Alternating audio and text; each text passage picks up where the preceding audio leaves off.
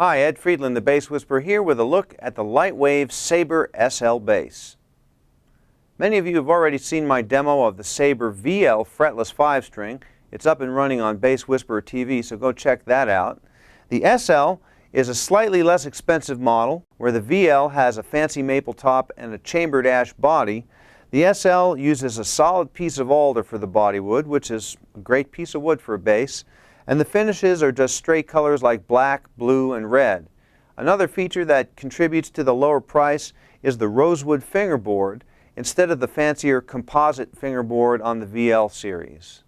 If you're looking to get into a Lightwave bass for a little bit lower cost, these are retailing for about $1,200. The secret of the Lightwave sound is in the pickup, which uses infrared light technology instead of magnets to produce the sound. Each string has its own individual pickup built into a separate bridge housing. Inside this housing there's a light emitter that shines onto the string as it vibrates, and then that is picked up by a photodetector, which then transforms those shadows into sound. You can get a much more detailed and technically correct explanation of this technology at the Lightwave website, which is lightwave-systems.com.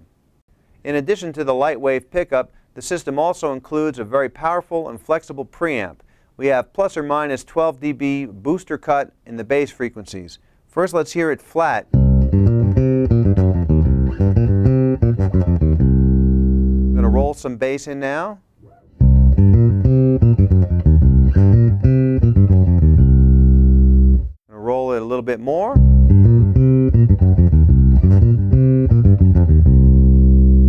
All the way up.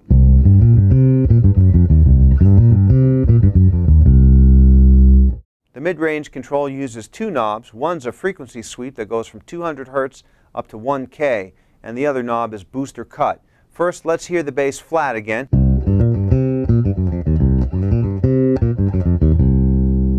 Now I'm going to roll the mid-range frequency all the way down to 200 and boost it just slightly. A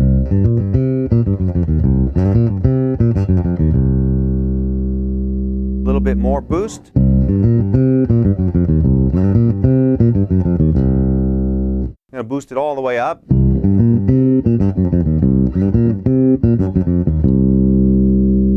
Now I'm going to sweep the mid-range control up to the higher frequencies.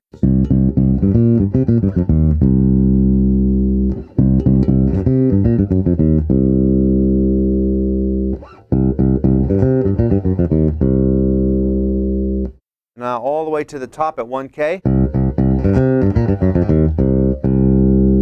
You can actually get quite a good high frequency response just out of the mid-range control if you pump the lows all the way up and have the mids cranked at 1K.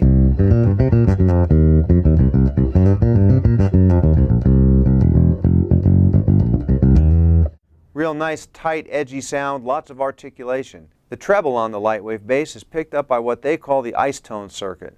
The ice tone is a piezo pickup that's built into each individual bridge saddle. The string runs across that bridge saddle, and the piezo picks up the string vibration very much like how an acoustic guitar works. Here's the bass completely flat.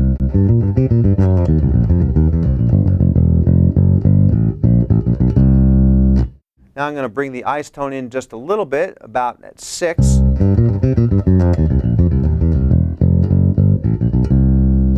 Now I'm going to bring it up to about 8.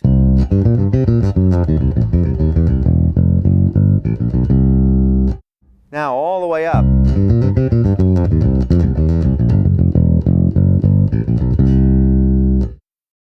The SL can get a great, huge reggae tone as well. Keep the switch in the warm position, boost the bass all the way to the top, roll the ice tone completely off, mid-range frequencies down at the bottom, 200 Hz, and I'm going to boost it to about 7.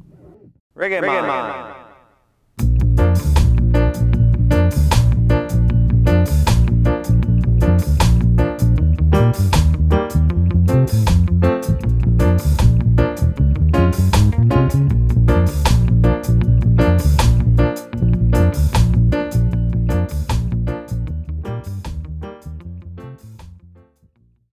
Another feature of the Lightwave preamp is this toggle switch that goes between warm and cool positions.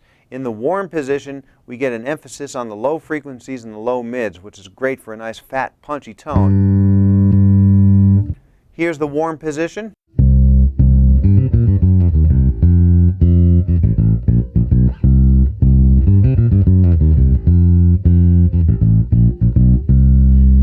Now cool.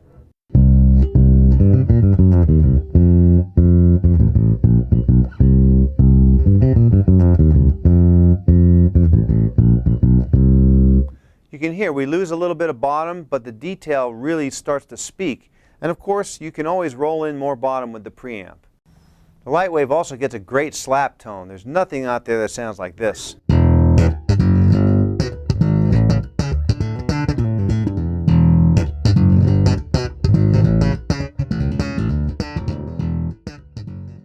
That was with the ice tone flat. Let's roll a little bit of treble in there now.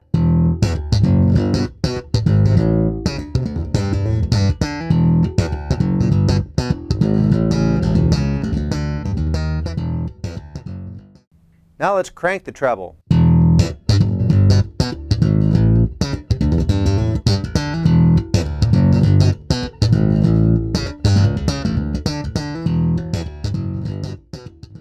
One of the great things about the Lightwave having an individual pickup for each string is when you play chords, the notes within the chord retain the sort of sonic purity, and yet they blend together very nicely. Check this out.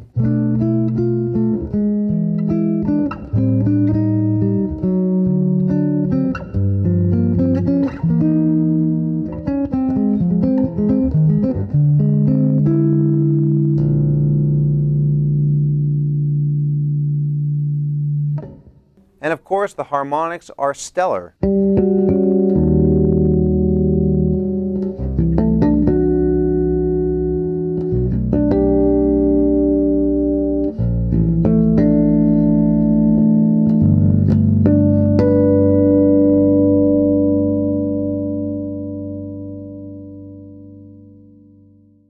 The optical pickup system is a very advanced piece of technology, and there's a slight learning curve involved in getting the best out of it. For example, if you change your string height either up or down, you're going to also need to adjust the optics for each individual string. Luckily, they make this very easy. The manual is very clearly written, and there's some diagnostic systems built into the instrument to help you know when you've dialed in the perfect sound. Let's take a look at that now in this segment of Alien Autopsy.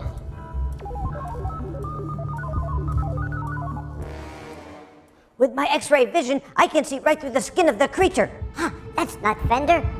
Let's open her up. It's easy. The LED tells you the position of the optics. Red is too high, green is too low. Use the rotary switch to check the optic position on each individual string. Then simply adjust each individual optic with a hex wrench. When the LED goes off, you're all set. Dip switches 1 and 2 affect the gain and range of the ice tone circuit, and there are trim pots to adjust the output of each string. Even without going through all those steps and taking the back off, you can still adjust the optics just by using your ear.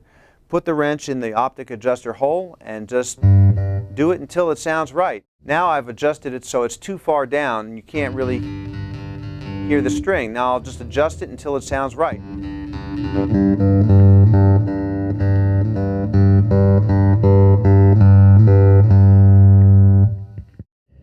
Voila! The Lightwave also sounds great pick style.